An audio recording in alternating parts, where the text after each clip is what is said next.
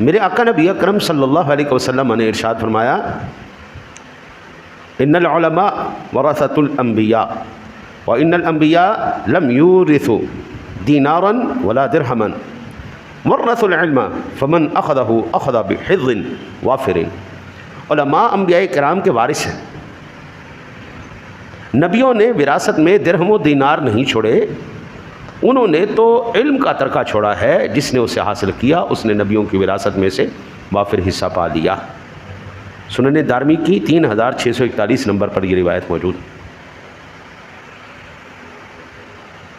اس حدیث پاک سے یہ بات پتہ چلی نبوت کا وارث کون ہے، انبیاء کا وارث کون ہے۔